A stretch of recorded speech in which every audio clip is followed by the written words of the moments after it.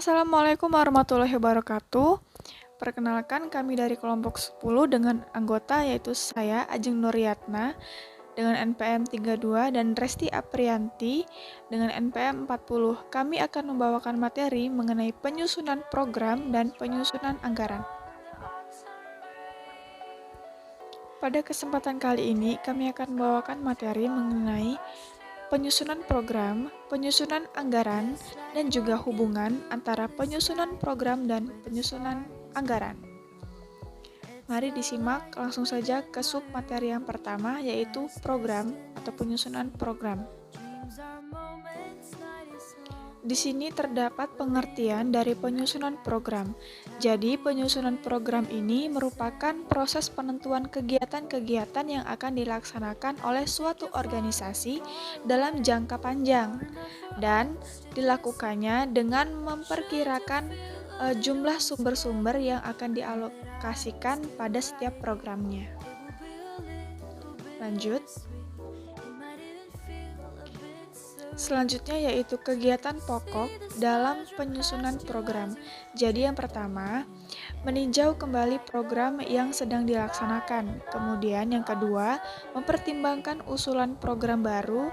Kemudian yang ketiga, mengkoordinasikan program-program dalam suatu sistem penyusunan program secara formal. Kemudian selanjutnya yaitu jenis-jenis program. Yang pertama, ada program yang sedang dilaksanakan dengan melakukan peninjauan kembali untuk mengetahui kemungkinan terjadinya perubahan atau pengaruhnya terhadap suatu perusahaan. Kemudian yang kedua, usulan program baru dengan mempertimbangkannya karena program baru tersebut berkaitan dengan investasi modal baru, sehingga diperlukan dana yang besar tentunya dalam melaksanakan program baru tersebut. Lanjut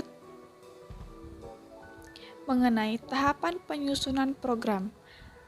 Di sini ada 3 tahap. Yang pertama ada penentuan tujuan dan strategi dasar oleh manajemen puncak, kemudian hasilnya diberikan kepada manajer operasi. Kemudian tahap kedua, berpedoman pada tujuan dan strategi yang telah ditetapkan, kemudian manajer operasi membuat usulan program. Dan selanjutnya tahap ketiga, pada usulan program oleh manajer operasi didiskusikan kembali dengan manajer puncak sebelum disahkan. Lanjut ke metode dalam sistem penyusunan program. Nah, di sini ada sistem perencanaan, kemudian ada penyusunan program dan penyusunan anggaran atau dikenal dengan PPBS, kemudian teknik evaluasi dan telaah program atau dikenal dengan PART, dan kemudian yang terakhir ada metode jangka kritis atau CPM. Kita lanjut ke sub materi yang kedua yaitu anggaran.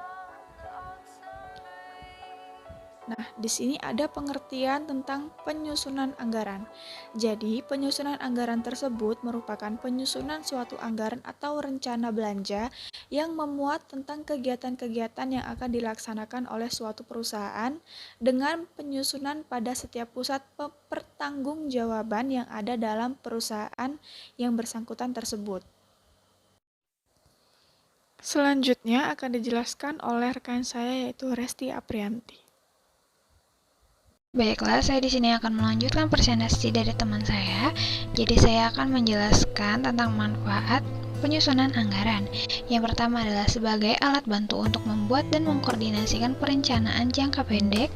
Yang kedua sebagai alat komunikasi antara rencana yang disusun dengan para manajer pusat pertanggungjawaban.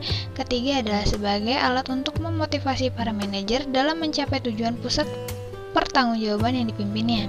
Dan keempat itu adalah sebagai dasar untuk mengendalikan kegiatan-kegiatan yang sedang dilaksanakan. Dan terakhir adalah sebagai pedoman untuk mengevaluasi prestasi para manajer dan pusat pertanggungjawaban yang dipimpinnya. Baiklah, sekarang kita akan diperoleh. Sekarang kita akan membahas tentang klasifikasi anggaran atau jenis-jenis anggaran. Anggaran perusahaan terdiri dari beberapa jenis yang memiliki hubungan antara satu dengan yang lain dalam suatu jaringan kerja yang dikenal dengan sebutan anggaran induk atau master budget. Yang pertama adalah anggaran penjualan. Anggaran penjualan memuat tentang rencana penjualan selama periode anggaran yang dinyatakan dalam suatu satuan uang dan kuantitas penjualan.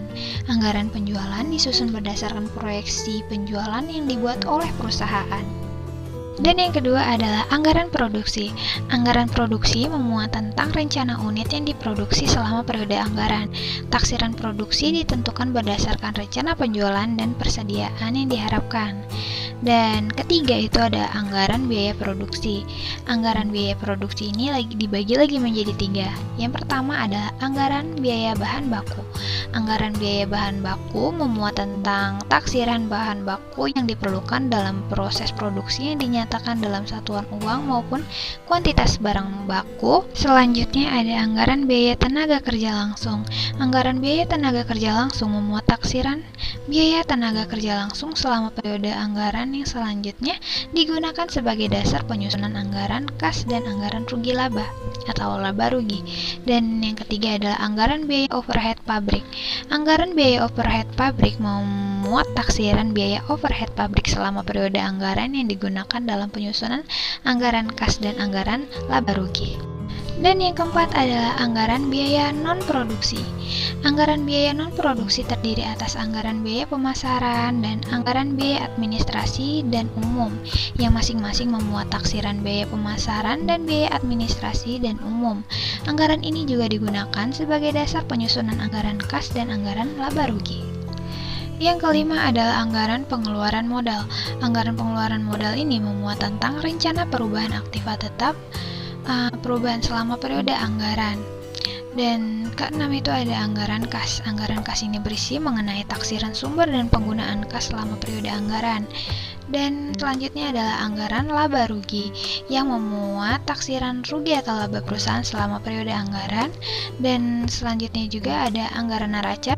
Anggaran neraca ini berisi tentang rencana posisi keuangan, aktiva, utang, dan modal perusahaan pada awal dan akhir periode anggaran. Dan terakhir adalah anggaran perubahan posisi keuangan. Anggaran perubahan posisi keuangan memuat mengenai rencana perubahan aktiva, utang, dan modal perusahaan selama periode anggaran. Baiklah, selanjutnya kita akan membahas tentang organisasi penyusunan anggaran.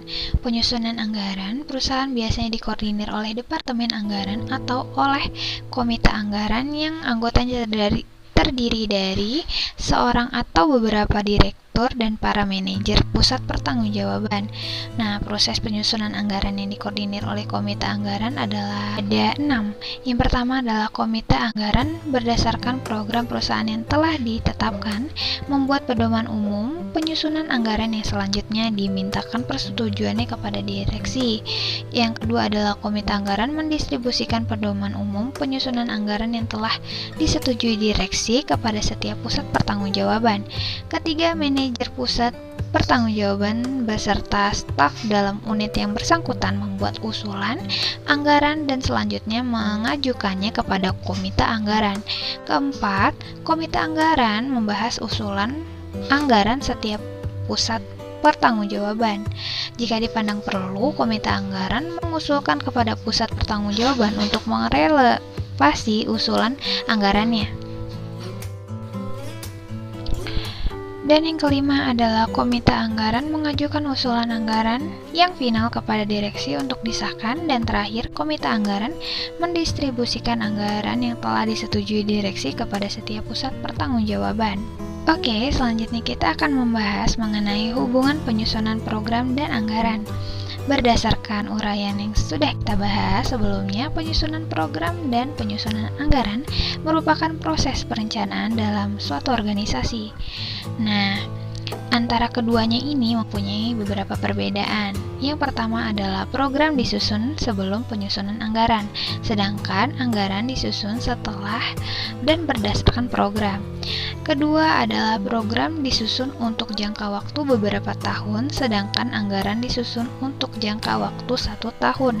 Dan terakhir adalah program biasanya disusun berdasarkan jenis dan keluarga produk yang dihasilkan perusahaan, sedangkan anggaran umumnya disusun berdasarkan pusat pertanggungjawaban yang ada dalam perusahaan. Baiklah teman-teman, sekian video pembahasan mengenai penyusunan program dan anggaran dari kelompok kami. Semoga bermanfaat dan maaf jika ada kesalahan. Saya akhiri. Wassalamualaikum warahmatullahi wabarakatuh.